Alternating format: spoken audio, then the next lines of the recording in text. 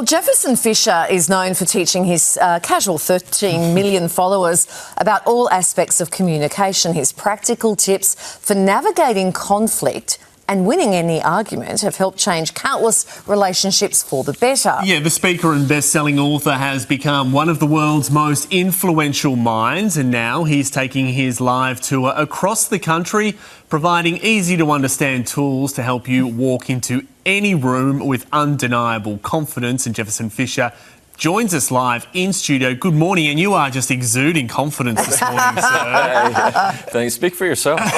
Thank you so much for having me. Thanks for coming. Now, talk us through this. So you used to be an attorney, and you're taking those skills and you're applying them to this world. Yeah, and I still am an attorney. And so what I do is I began by teaching people on social media the same things I would teach my clients on how to handle difficult conversations, how to answer questions confidently, because often how my clients responded in the courtroom determine a lot of different things. So it's coaching and helping people for good conversation. Why did you want to switch it up from I know you still do the courtroom stuff, but Yeah. what made you want to share those skills?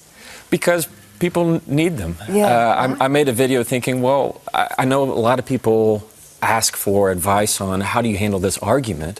And so one of my first videos was how to argue like a lawyer. And then I never expected that it would just explode. And I got more questions of, well, how do you handle people who interrupt you? How do you handle people who are more narcissistic in their behavior? So it started to grow, and I just said, hey, here's some advice. You can try it if you like. And then it just started to go. Drill down on a couple of those things then for us. What have been the most popular tips that people have really taken to? Yeah, probably the most is how to respond to rude or belittling behavior, is rather than having that quick snapback response, give it about 5 to 7 seconds of nothing.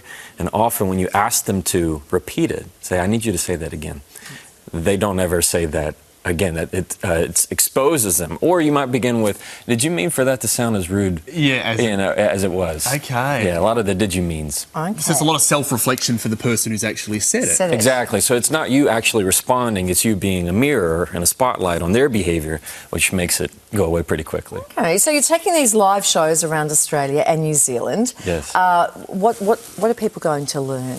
Oh, they're going to learn how to handle the next difficult conversation that they're going in. We're going to talk. Most people have that one person they have in their mind of who they need to, really have this hard, difficult, sensitive conversation with. We're going to talk about how to handle some of those. Yeah. And they're going to walk away with some things that are going to surprise them on how to increase the way they communicate day after day. So it's all practical takeaways from these shows as well. Yeah, very practical. All of my stuff, my content that I make, even in the car, and my podcasts, all very, very practical advice. Talk to us about this thing, radical honesty. You're big on this. Is there such a thing about being too honest, perhaps?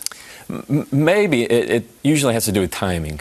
All right. If you need to be radically honest, I think honesty is the best policy by far. Otherwise, you start to kick it in. Yeah, there's something he wants to get off his chest. Yeah, exactly. Well, on that, so having these honest conversations, how would you go about doing that? So you've said somebody maybe have someone in their life that they've got a problem with. How would you go about doing that? Yeah, well, what I wouldn't do is start with sugarcoating.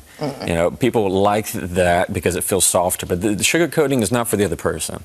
It's for them, to make them feel better, them soften it, because they're the ones that know that what they're about to say. For the other person, it's pretty anxious and almost unkind in a way. Instead, label the conversation like, I need to have a difficult conversation with you. And what's going to happen is the other person begins to kind of nod and be able much more receptive to what you're about to say, rather than going, hey, scared out of their mind. You'll be scared out of your wits. What's going to happen? Yeah. Exactly. I feel That's sorry usually you're about to get sacked. That too, yeah. Wouldn't know. Yeah. Hey, what about your family and friends? I feel sorry for them. Have they ever been able to walk into a conversation or a bit of conflict with you and walk out with the win? Yeah, well, I don't teach you about winning, but I'm the one that is absolutely more gracious in the conversation.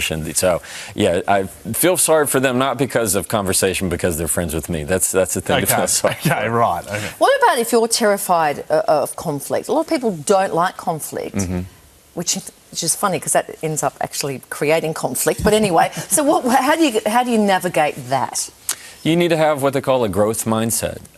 Scarcity mindset would say, if you're right, then I'm wrong and I'm not a good person. Abundance says we can both things can be true. And so when you know conflict is good, there's certain stress, like stress can be bad for your life, and some stress is very good for your life. It's that same kind of mindset.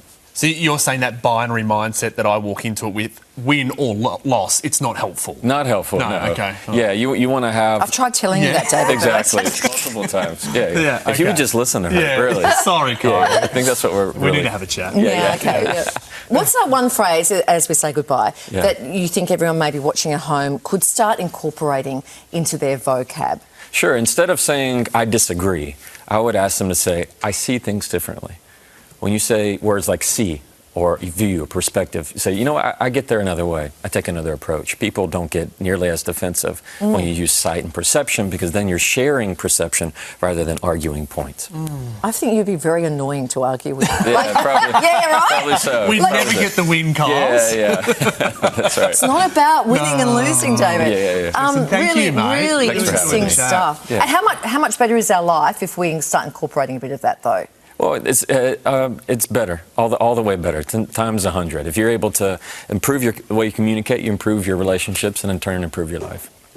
Oh, and Well, on there's that a cell. note- Yeah, there you there we go. go. To see Jefferson live on his In Conversation tour in Sydney next week, you can head to our website for all the details. He's making way around the country. Thank you, nice, mate. Nice Thank to you see so much for having me.